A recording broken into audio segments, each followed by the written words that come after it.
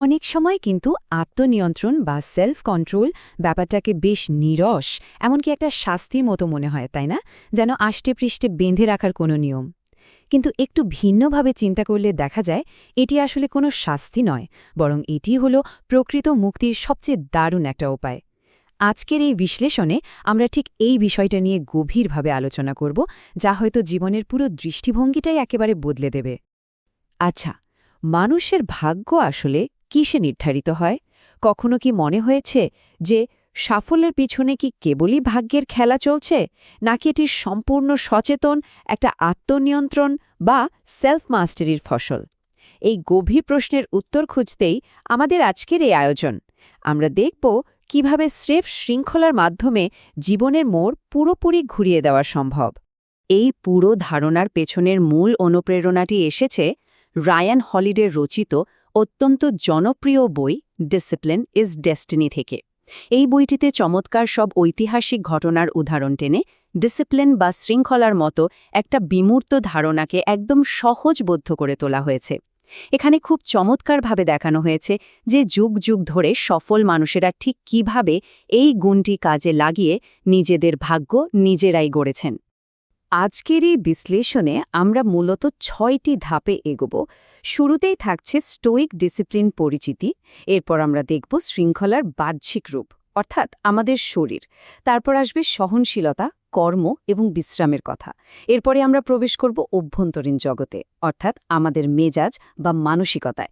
সেখানে থাকছে মনোযোগ, ধৈর্য এবং ঘুরে দাঁড়ানোর ক্ষমতার কথা। আর সবশেষে আমরা জানব কিভাবে এই আত্মনিয়ন্ত্রণের মাধ্যমে মিলতে পারে প্রকৃত মুক্তি, অর্থাৎ আগে শরীর এবং পরে মন।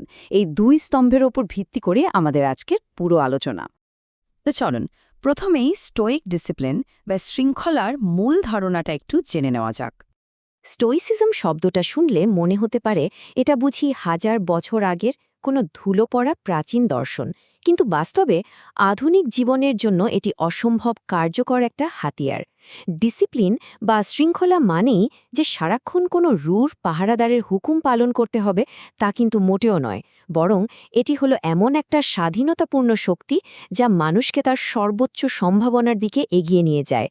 নিজের হাতে নিজের ভাগ্য গড়ার এটাই কিন্তু আসল চাবিকাঠি, কোনো আত্মনিপীড়ন নয়, বরং নিজের উন্নতির এক পরম হাতিয়ার।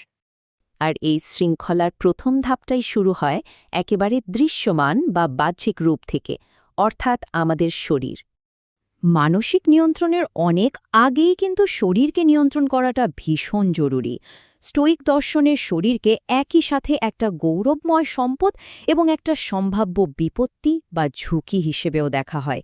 একটু ভেবে দেখলে বোঝা যায় শারীরিক তাড়নাগুলোকে বশে রাখতে পারাই হল সম্পূর্ণ আত্মনিয়ন্ত্রণের একদম প্রথম এবং সবচেয়ে গুরুত্বপূর্ণ ধাপ। শরীরকে কোনোভাবেই নিজের প্রভু হতে দেওয়া যাবে না, বরং একে নিজের বশে রাখাই হল আসল খেলা। 2130 সংখ্যাটা শুনে কি খুব সাধারণ মনে হচ্ছে? মোটেও না। এটি হল বিখ্যাত বেসবল কিংবদন্তি লু গেরিহিগের টানা খেলা ম্যাচের সংখ্যা। ভাবা যায়, ভাঙা হাড় আর প্রচণ্ড ব্যথা নিয়েও তিনি দিনের পর দিন মাঠে নেমেছেন। শারীরিক কর্তব্যবোধ আর দৃঢ় সংকল্পের এর চেয়ে বড় উদাহরণ আর কি হতে পারে? স্রেফ ইচ্ছাশক্তি আর কঠোর পরিশ্রমে নিজেকে এক অনন্য উচ্চতায় নিয়ে গিয়েছিলেন তিনি। এটা কিন্তু খুব স্পষ্টভাবে প্রমাণ করে যে শরীরকে সঠিক নির্দেশ দিলে তা আসলেও অসম্ভবকে সম্ভব করতে পারে। ইতিহাসের দিকে একটু নজর দিলে দুটো একেবারেই ভিন্ন জীবনধারার চমৎকার একটা তুলনা চোখে পড়ে। একদিকে আছেন থিওডর রুজভেল্ট, যার জীবন ছিল কঠোর, সক্রিয় এবং প্রচণ্ড পরিশ্রমী। আর ঠিক উল্টো দিকে আছেন রাজা চতুর্থ জর্জ, যার জীবন ছিল বিলাসিতা আর আসক্তিতে ভরপুর। এই তুলনাটা কিন্তু চোখের সামনে আয়নার মতো পরিষ্কার করে দেয় যে কিভাবে শারীরিক সুস্থতা ও সক্রিয়তা একটা শক্তিশালী মানসিক নেতৃত্বের জন্ম দেয়, আর অন্যদিকে অতিরিক্ত আরাম আয়েশ কিভাবে অনিবার্য ধ্বংস ডেকে আনে। এবার চলুন দেখে নেওয়া যাক কিভাবে অতীতের বিখ্যাত মানুষরা তাদের শারীরিক শক্তির সেরা ব্যবহার করতেন। সহনশীলতা, কর্ম এবং বিশ্রামের একটা চমৎকার ব্যালেন্স ছিল তাদের জীবনে। প্রতিদিনের অভ্যাসে দারুণ কিছু উদাহরণ দেওয়া যেতে পারে এখানে। যেমন ধরুন সাহিত্যিক টনি মরিসন, তিনি সূর্য ওঠার আগেই দিনের কাজ শুরু করতেন, যা মনকে প্রশান্ত রাখে। রবার্ট মোজেসের মতো সবসময় নিজের কাজের ডেস্ক পরিপাটি রাখাটাও কিন্তু চিন্তাকে দারুণভাবে গুছিয়ে আনে। আবার সাফল্যের জন্য অ্যাঞ্জেলা মার্কেলের মতো সঠিক পোশাক নির্বাচন করাটা আত্মবিশ্বাস বহুগুণে বাড়িয়ে দেয়।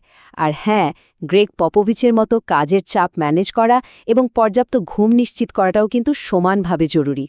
অনেকেই ভাবেন বিশ্রাম নেওয়া মানেই বুঝি সময় নষ্ট বা দুর্বলতা।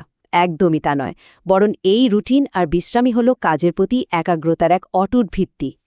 একটা প্রশ্ন জাগতে পারে, মানুষ আসলে শারীরিকভাবে ঠিক কতটা সহ্য করতে পারে? বিখ্যাত অভিযাত্রী আর্নেস্ট শ্যাকলটনের কথা এখানে না বললেই নয়।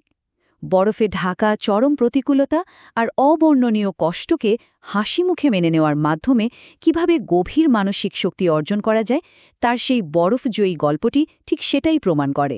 কঠিনকে ভালোবেসে বুকে টেনে নিলেই কিন্তু ভেতরকার আসল শক্তিটা বেরিয়ে আসে। এতক্ষণ তো শরীরের দৃশ্যমান কাজগুলো নিয়ে কথা হলো। এবার আমরা প্রবেশ করব এই বিশ্লেষণের দ্বিতীয় স্তম্ভে, অর্থাৎ আমাদের অভ্যন্তরীণ জগৎ বা মানসিকতায়। আচ্ছা, একজন শারীরিক অ্যাথলেট আর একজন গভীর মনোযোগী চিন্তাবিদের মধ্যে আসলে মূল পার্থক্যটা কোথায়?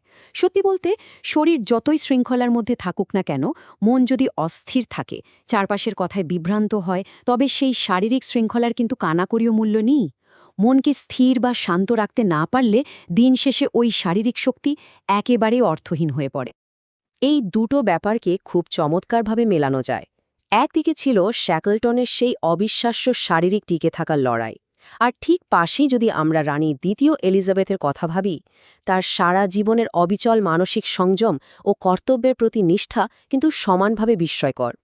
নিজের আবেগকে সবসময় কড়া শাসনে রাখার এই ক্ষমতা কোনো শারীরিক শক্তির চেয়ে কিন্তু একটুও কম নয়, বরং পরিস্থিতিভেদে এটা অনেক বেশি গুরুত্বপূর্ণ। আর এই মানসিক শক্তিটা আসে মূলত কিছু নির্দিষ্ট শৃঙ্খলার চর্চা থেকে, যেমন মনোযোগ, ধৈর্য এবং যে কোনো পরিস্থিতি থেকে ঘুরে দাঁড়ানোর ক্ষমতা। বিরতি নিন এবং চিন্তা করুন। কথাটা শুনতে খুব সাধারণ মনে হলেও এর প্রভাব কিন্তু সুদূর প্রসারী। জর্জ ওয়াশিংটন ঠিক এই কাজটাই করতেন একদম নিখুঁতভাবে। যে কোনো চরম উত্তেজনাকর বা জটিল পরিস্থিতিতে তিনি কখনোই হুট করে আবেগপ্রবণ প্রতিক্রিয়া দেখাতেন না, বরং কিছুটা সময় নিয়ে নিজেকে শান্ত করে পুরো পরিস্থিতি আগে বিশ্লেষণ করতেন। এই অসাধারণ সংযমই তাকে ইতিহাসের পাতায় একজন অসামান্য নেতা হিসেবে জায়গা করে দিয়েছে। জীবনে বড় কিছু অর্জনের জন্য এই মানসিক শৃঙ্খলাগুলোর কোনো বিকল্প নেই। বেটোভেনের সেই অটুট আর গভীর মনোযোগের কথা একবার ভাবুন তো, যা তাকে অমর সব সুর সৃষ্টিতে সাহায্য করেছে। কিংবা লেখক জয়েস ক্যারল ওটসের মতো অপরিসীম ধৈর্য ধরে সেরা কাজটির জন্য অপেক্ষা করা। অন্যদিকে মার্থা গ্রাহামের অভিজ্ঞতা কিন্তু আমাদের একটা দারুণ জিনিস শেখায়। সবসময় শতভাগ নিখুঁত হওয়ার চেষ্টা অনেক সময় উল্টো আমাদের কাজকে থামিয়ে দেয়, আমাদের পঙ্গু করে ফেলে। তাই সেই পারফেকশনিজমের ভূত মাথা থেকে ঝেড়ে ফেলতে হবে। আর একটা খুব কাজের কথা, দিনের সবচেয়ে কঠিন কাজটা যদি শুরুতেই করে ফেলা যায়, তবে সফলতার অর্ধেক রাস্তা কিন্তু ওখানে পার হয়ে যায়। আরেকটা বিষয় খুব গুরুত্বপূর্ণ। বিখ্যাত বক্সার ফ্লয়েড প্যাটারসনের জীবন আমাদের শেখায় যে জীবনে হোঁচট খাওয়া বা চরম ব্যর্থ হওয়াটা খুবই স্বাভাবিক একটা ঘটনা, এখানে অস্বাভাবিকতার কিছু নেই। কিন্তু আসল মানসিক শক্তি বা রেজিলিয়েন্সের পরিচয় পাওয়া যায় তখন, যখন মাটিতে ছিটকে পড়ার পরও কেউ পুনরায় উঠে দাঁড়ানোর সে অদম্য সাহসটা দেখায়। ঘুরে দাঁড়ানোর এই ক্ষমতাই হল সত্যিকারের মানসিক শক্তি। এত সব আলোচনা শেষে আমরা একেবারে শেষ পর্যায়ে চলে এসেছি, যেখানে আমরা দেখব আত্মনিয়ন্ত্রণের মাধ্যমে কিভাবে মেলে প্রকৃত মুক্তি। সত্যিকারের স্বাধীনতা বলতে আসলে কি বোঝায়? এটা তখনই অর্জিত হয় যখন মানুষ নিজের শরীর এবং মন এই উভয়ের ওপরেই পূর্ণ নিয়ন্ত্রণ প্রতিষ্ঠা করতে পারে। অর্থাৎ সোজা কথায় বলতে গেলে ভেতরে সেই অ্যাথলিট এবং চিন্তাবিদ, এই দুই সত্তা যখন হাত ধরাধরি করে এক হয়ে কাজ করে, ঠিক তখনই প্রকৃত অর্থে স্বাধীন হওয়া যায়। তাহলে পুরো বিশ্লেষণের একদম শেষে এসে খুব দারুণ একটা প্রশ্ন কিন্তু থেকেই যায়। আত্মনিয়ন্ত্রণের এই দীর্ঘ যাত্রায় কোনটি আগে নিয়ন্ত্রণ করা উচিত, শরীর নাকি মন? এই প্রশ্নের উত্তর খোঁজার মাধ্যমেই হয়তো শুরু হতে পারে নিজের হাতে নিজের ভাগ্য গড়ার সেই অমূল্য যাত্রা। ভাবনার এই খোরাকটুকু রেখেই আজ এখানেই শেষ করছি। নিজের ভেতরের শক্তিকে জাগিয়ে তুলুন এবং নতুন জীবন গড়ুন। আমাদের চ্যানেলটি লাইক, শেয়ার এবং সাবস্ক্রাইব করুন।